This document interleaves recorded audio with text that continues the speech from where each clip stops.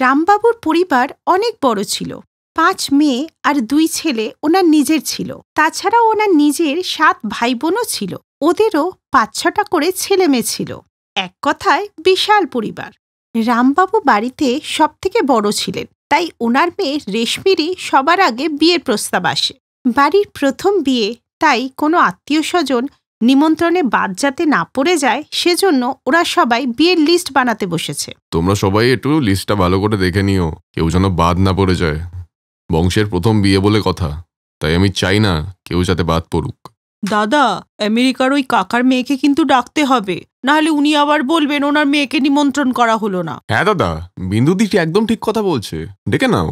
ঠিক আছে, নামটা লিখে নাও। ও শ্বশুরবাড়ির লোকেদেরও তো বলতে হবে। শোনো না, যখন আমেরিকায় থাকা কাকার মেয়েকে ডাকছো, তখন পাঞ্জাবে থাকা দাদার মেয়ে জামাইকেও ডেকে নাও। বৌদি, সবার জন্য একটু আদা দিয়ে চা বানিয়ে আনো না। হ্যাঁ হ্যাঁ, রেশমি বানাচ্ছে। বলছি কি রেশমির মা, এখন আর মেয়েটাকে দিয়ে কাজ করিও না।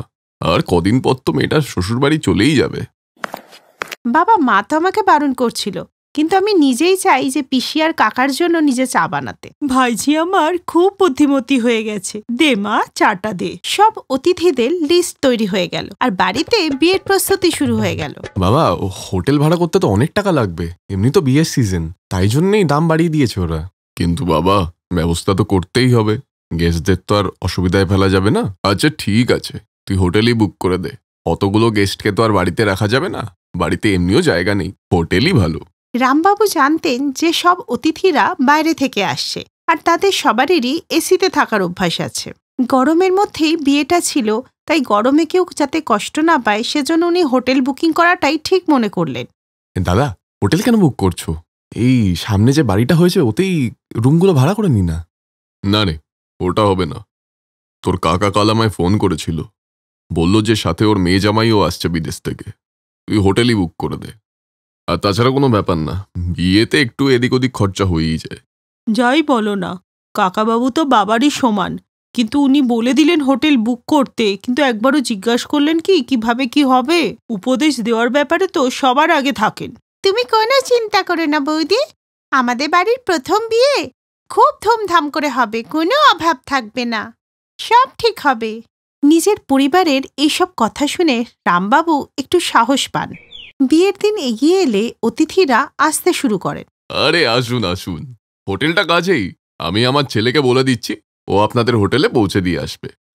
কি, হরিদার মেয়ে জামাইয়ের জন্য হোটেল বুক করা হয়েছে? তাহলে তো আমরাও হোটেলে থাকবো। বাবা দেব, আমাদের জিনিসও হোটেলে নিয়ে চলো।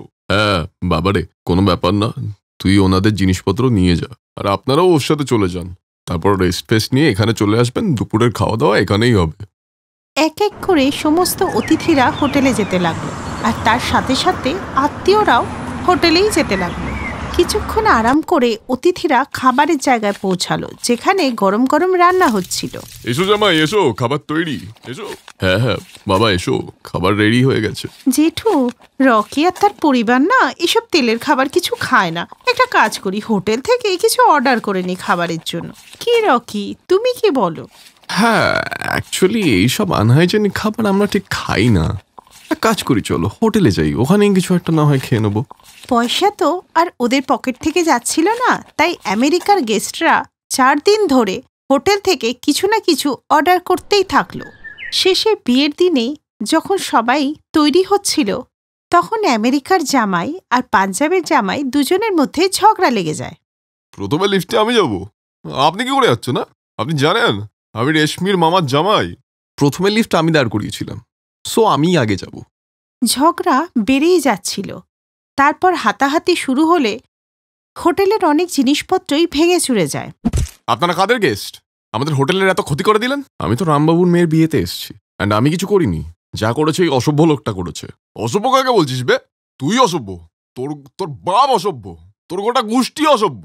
তুই পরিবার তুলে কথা বলিস কি করে? হ্যাঁ, আর রামবাবুকে বিয়েবাড়ির কাজ ছেড়ে ওদের ঝগড়া মেটাবার জন্য হোটেলে যেতে হয়। ঝগড়া মিটে গেলেও বিয়েতে সবার মন খারাপ ছিল। কে জানে বিয়েতে কিরকম লোকেদের ডেকেছে, কথা বলারও ম্যানার্স নেই কোনো। বাবা, রকি আর ওর পরিবার আজকে আমেরিকায় যেতে চাইছে, ওদের এখানে খুব ইনসাল্ট হয়েছে। মা শীতল, আর কিছুক্ষণের মধ্যেই রেশমির মালা বদল শুরু হবে। আমার মনে হয় তোমার ওদের বোঝানো উচিত যে অন্তত এই সময়টা কোন রাগ ঠাক না করতে। বংশের প্রথম বিয়ে, অন্তত এই বিয়েটা ভালোভাবে মিটে যেতে দাও। এই বলে রামবাবু যখন ওদের সামনে হাত জোর করে দাঁড়িয়েছিল, তখনই বিয়ের জন্য প্রস্তুত রেশমি এসব দেখে খুব রেগে যায়। বাবা, তুমি কেন হাত জোর করছো? এদের যখন আমাদের নিয়ে কোনো মাথা ব্যথা নেই, তুমি কেন এদের কাছে হাত জোর করছো? যারা যেতে চায় তাদের যেতে দাও, কাউকে আটকাবে না। এরা চলে গেলেও আমার বিয়ে হবে, কিন্তু দুঃখ একটা ব্যাপারেই থাকবে, যে বিয়েতে আত্মীয় স্বজনরা সাপোর্ট করে নাকি এদের মতো সব বিষয়ে খুঁত ধরে। বিয়ের একটা কাছেও এরা একদম হেল্প করেনি, কিন্তু খাবারে ঠিকই খুঁত ধরেছে। হ্যাঁ, এটা তো আমাদের বাড়ির বিয়ে, তাই আপনারা এরকম করতে পারলেন। যদি নিজেদের বাড়ির কারোর বিয়ে হতো, তাহলে কি এরকমটা করতে পারতেন বলুন? এই বলে রেশমির চোখে জল চলে আসে, আর খুঁত ধরা আত্মীয়দের চোখও লজ্জায় নিচু হয়ে যায়। সবাই নিজের ভুলটা বুঝতে পারে। তারপর বিয়ের দিন রাতে সবাই মিলে রেশমির শ্বশুরবাড়ির লোককে এত খাতির করে যে ওরা সবাই খুব খুশি হয়ে যায়। তো রকি ভাই, রুটিগুলো গরম গরম হয়ে যাক, এগুলো ঠান্ডা হয়ে গেছে। আমি ম্যানেজারকে বলে দিয়েছি যাতে সমস্ত খাবার একদম গরম থাকে। বাই দ্য ওয়ে, কিছু মনে করবেন না, আমি রাগের মাথায় আপনাকে অনেক কিছু ভুলভাল বলে দিয়েছি। আরে না না, আমিও তো ভেবে নিয়েছিলাম আপনাকে 2-4টে দিয়ে দেবো, তাই আমার তরফ থেকে সরি। হ্যাঁ, কি গো, এবার মনে হচ্ছে না বংশের প্রথম মেয়ের বিয়ে? দেখো, সব আত্মীয় স্বজনরা মিলে বরযাত্রীদের কত সেবা আপ্যায়ন করছে। আমার তো দেখেই মনটা ভরে গেল। হ্যাঁ গো, আমি তো এটাই দেখছি।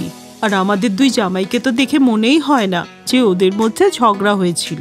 ভালোই হলো, আমাদের মেয়ের বিয়েটা ভালোভাবেই হয়ে গেল, কোনো বাধা বিপত্তি এলো না। অতিথিরা নিজেদের ভুল বুঝতে পারে।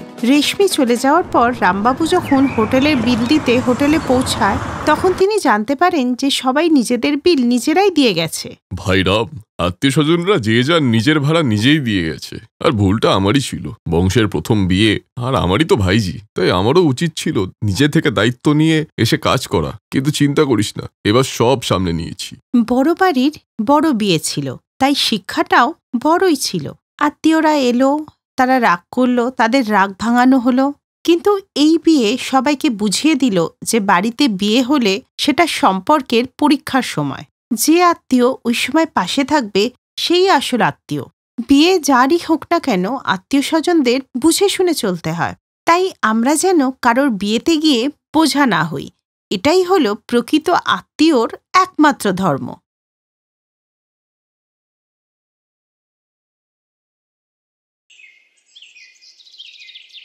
বিয়ের পরে মধু শ্বশুরবাড়িতে গিয়ে রান্নাঘরে ঢুকে গেল। আরে বৌমা, তুমি না চেঞ্জ করলে, না হাত পা ধুলে, সোজা রান্নাঘরে চলে এলে খাবার বানাতে?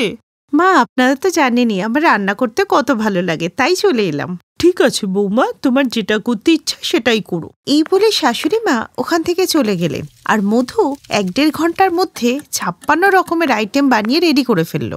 বৌদি, তুমি এসব কি রান্না করলে? আমি তো গন্ধে এখানে ছুটে চলে এলাম। হ্যাঁ মধু, খাওয়ার গন্ধ যখন এত ভালো, তাহলে খাবারটা যে কত ভালো হবে। বৌমা, তোমার উপর মনে হচ্ছে মা অন্নপূর্ণার আশীর্বাদ রয়েছে। আর এইভাবেই সারা গ্রামে মধুর রান্নার প্রশংসা হতে লাগলো। তারপর যখন শীতকালে উইন্টার ভ্যাকেশন চলছিল, তখন একদিন সকালে বিক্রম খুশি মনে বাড়িতে এলো।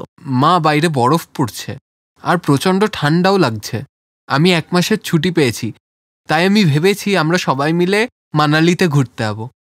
আরে বাহ দাদা, দারুণ খুশির খবর দিলি তো। না পায়েল, এই সিদ্ধান্ত আমরা দুজনে মিলেই নিয়েছি। বৌমা, তোমার হাতের রান্না ভালো হওয়ার সাথে সাথে তোমার চিন্তাধারাও আধুনিক। চলো আমরা তাড়াতাড়ি সব গুছিয়ে নিই।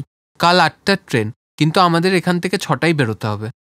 পরের দিন বিক্রমের পরিবার সকাল 6টার মধ্যে উঠে পড়ে আর সব জিনিসপত্র গুছিয়ে নিয়ে বেরিয়ে পড়ে। আর ট্রেনে বসতেই খুব জোরে বৃষ্টি শুরু হলো। পায়েল, ট্রেনের বাইরে তাকিয়ে দেখো, মনে হচ্ছে ট্রেনটা স্বর্গ দিয়ে যাচ্ছে। হ্যাঁ বৌদি, দারুণ দৃশ্য সত্যি। যাই হোক, সন্ধ্যের মধ্যে ওরা মানালি স্টেশনে পৌঁছে যায়। আর ট্রেন থেকে নেমে বিক্রম বলল, এবার এখান থেকে হোটেল অবধি যাওয়ার জন্য আমাদের মেট্রো ধরতে হবে। বিক্রম নিজের পরিবারকে নিয়ে সোজা মেট্রো স্টেশনে পৌঁছে যায়। ওখানে অনেক ভিড় ছিল, কারণ অনেক কাপল ওখানে এসেছিল। মা, তোমরা এখানেই দাঁড়াও, কোথাও যেও না, আমি এক্ষুনি টিকিটটা নিয়ে আসছি। চিন্তা করিস না বাবা, তুই যা, আমাদের সবাইকে এখানেই পেয়ে যাবি। কিন্তু বিক্রম যখন তাড়াতাড়ি করে টিকিট নিয়ে এলো, তখন দেখলো ওখানে ওর পরিবার আর নেই। এই দেখে ও খুব চিন্তায় পড়ে যায়। আমি এদেরকে স্পষ্টভাবে বললাম যে এখান থেকে কোথাও না যেতে। বিক্রম নিজের পরিবারকে আশেপাশে খুঁজতে লাগলো, কিন্তু কোথাও পেল না। আর অনেকক্ষণ ধরে খুঁজে না পেয়ে ক্লান্ত হয়ে ওই জায়গাতেই বসে পড়ল।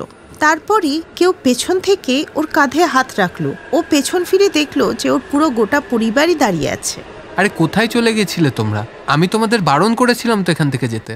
আরে তুমি রাগ করো না, আমরা কোথাও যাইনি, পেছনেই লুকিয়েছিলাম, জাস্ট একটু মজা করছিলাম। তখনই মেট্রো রেল চলে আসে। বিক্রম তার পুরো পরিবারকে নিয়ে ট্রেনে উঠে বসলে ট্রেন ছেড়ে দেয়। বৌদি, এরকম বরফের পাহাড় আমি শুধু সিনেমাতেই দেখেছি। পায়েল, এটা যেমন তেমন জায়গা না, এটা মানালি। আর শীতকালে পাহাড়ের চূড়ায় এরকমভাবেই বরফ জমে যায়, যা দেখতে খুব সুন্দর লাগে। ট্রেন চলতে লাগলো, আর তার কিছুক্ষণ পরে রেল লাইনে বরফ জমতে লাগলো, আর তার সাথে আশেপাশেও বরফ জমলো। সমস্ত যাত্রীদেরকে অত্যন্ত দুঃখের সাথে জানাতে হচ্ছে যে আমাকে ট্রেনটা এখানেই থামাতে হলো, কারণ সামনে বরফ জমে গেছে, আমাদের কিছু করার নেই।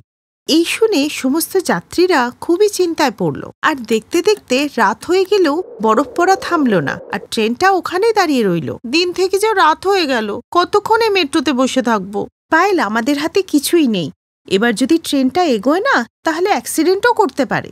এইভাবেই 2 দিন কেটে গেলেও না বরফ পড়া থামলো, না কেউ ওদেরকে সাহায্যের জন্য এলো, কারণ জায়গাটাই ওরকম ছিল। আর সব যাত্রীরা দুশ্চিন্তায় পড়ে গেল। জানি না বাবা, কার মুখ দেখে মানালি ঘুরতে বেরিয়েছিলাম। কি আর করা যাবে দিদি, এই ট্রেনে তো খাওয়ারের কোনো ব্যবস্থা নেই। ওই ট্রেন হলে তাও কিছু একটা ব্যবস্থা করা যেতে পারত। ওদের এই কথাবার্তা মধু আর তার পরিবার শুনতে পাচ্ছিল। তখনই হঠাৎ মধু তার বিশাল ব্যাগটা খুলে, তার মধ্যে ছিল ছোট্ট একটা স্টোভ আর খাবার বানানোর সমস্ত রকমের উপকরণ, যা দেখে সবাই অবাক হয়ে গেল। আরে বৌমা, এই স্টোভটা তো তুমি বিয়েতে পেয়েছিলে, আর তার সাথে তুমি এত খাবারের উপকরণ নিয়ে নিয়েছো, কই আমাদের বলনি তো? মা, আপনি তো জানেন আমি রান্না করার জন্য পাগল, তাই এই ছোট স্টোভটা আর খাবারের উপকরণ আমি নিয়ে নিয়েছিলাম। কিন্তু এখন মনে হচ্ছে আমাকে বোধহয় মেট্রোতেই রান্না করতে হবে, কারণ সব লোকই যে 2 দিন থেকে না খেয়ে আছে। যে যাই বলুক বৌমা, এই কাজটা কিন্তু তুমি খুব ভালো করেছো। তুমি রান্না করো, আমরা সবাই তোমাকে সাহায্য করব। চলো বৌদি, তাহলে তাড়াতাড়ি করে খাবারটা বানিয়ে ফেলি। পায়েল আর মধু রান্না করতেই তার গন্ধে সবারই খিদে আরো বেড়ে যায়। তুমি কি বানাচ্ছ মা? এত সুন্দর খাবারের গন্ধ আমি তো জীবনে আজ পর্যন্ত পাইনি। আমি নিশ্চিত খাবারটা খেতে খুবই সুস্বাদু হবে। আপনারা একটু অপেক্ষা করুন, খাবার এক্ষুনি তৈরি হয়ে যাবে। আর এই কামরায় কজনই বা আছে? হাতে গোনা 20 জন মতো হবে, সবার জন্য খাবার হয়ে যাবে। কিছুক্ষণের মধ্যেই মধু খাবার বানিয়ে ফেলল আর সবাইকে খেতেও দিয়ে দিল। 2 দিন উপোস থাকার জন্য সবাই খুব তাড়াতাড়ি করে খাবার খেয়েও নিল। বৌমা, রান্না তো খুব ভালো হয়েছে। তুমি যদি রান্নার জিনিসগুলো না আনতে, তাহলে আজ যে আমাদের কি হতো। মধু, আজকে তোমার কারণে আমরা এত লোকের আশীর্বাদ পাচ্ছি। মা, এত ভালো একটা মেয়ে খুঁজে দেওয়ার জন্য থ্যাঙ্কস। শোন বাবা, আমার কোনো সিদ্ধান্তই কোনো সময় ভুল হয় না। আর এইভাবে কথা বলতে বলতে কামরার সবাই খাবার খেয়ে নিল। এরপর সবাই স্বস্তি পেল, আর এর কিছুক্ষণ পরে বরফ পড়াও বন্ধ হয়ে গেল। আর পরের দিন সকালের মধ্যেই সমস্ত বরফ গলে গিয়ে জল হয়ে চলে গেল, আর ট্রেন আবার চলতে শুরু করলো। ভগবানের অশেষ কৃপা, অন্তত রাস্তাটা তো পরিষ্কার হয়েছে। এরপর ট্রেনটা স্টেশনে পৌঁছাবার একটু আগেই সবাই মধুর কাছ থেকে ওর ফোন নাম্বার নিল। মা, তুমি সবাইকে নাম্বারটা দিয়েই দাও, আর আমাকে কিন্তু বিশেষ করে দেবে অবশ্যই। আমার একটা হোটেল রয়েছে, তাই তোমার এই খাবারের রেসিপিটা পেলে আমরা তোমাকে লাখ লাখ টাকা দিতাম। এই শুনে বিক্রম, তার মা আর পায়েলের মধুর ওপর খুব গর্ব হয়। আর মধু সবার সাথে সাথে ওই হোটেলের মালিককেও ওর নাম্বারটা দিল। আর কিছুক্ষণের মধ্যেই প্ল্যাটফর্ম চলে এলো, আর সবাই মিলে মানালি ঘুরতে লাগলো। এরপর ওরা যখন মানালি ঘুরে বাড়িতে এলো, তখনই মধুর কাছে ওই হোটেল মালিকের ফোন এলো। মা মধু, আমি সেই মেট্রোর প্যাসেঞ্জার বলছি। আমি তোমাকে সেই আমার হোটেলের কথা বলেছিলাম না, কাল তুমি তোমার স্বামীকে নিয়ে একবার আমার হোটেলে এসো মা। এরপর মধু তার হাজবেন্ডকে নিয়ে ওই হোটেলে যায়। আর সব কথাবার্তা হয়ে গেলে মধু পরের দিনই ওই হোটেলে জয়েন করে। আর ওই হোটেলে মেট্রোতে রান্না করা বউ নামে প্রসিদ্ধ হয়ে যায়। Best buddies. হ্যালো ফ্রেন্ডস, এই ভিডিওটা দেখার জন্য ধন্যবাদ। যদি এই ভিডিওটা তোমাদের ভালো লেগে থাকে তাহলে প্লিজ লাইক, সাবস্ক্রাইব আর কমেন্ট অবশ্যই করবে এই ভিডিওতে। আর হ্যাঁ, শেয়ার করতে ভুলো না কিন্তু। আরো অনেক মজাদার ভিডিও দেখার জন্য নিচে দেওয়া এই বেল আইকনটাকে প্রেস করো। দেখতে থাকো বেস্ট বাডিজ।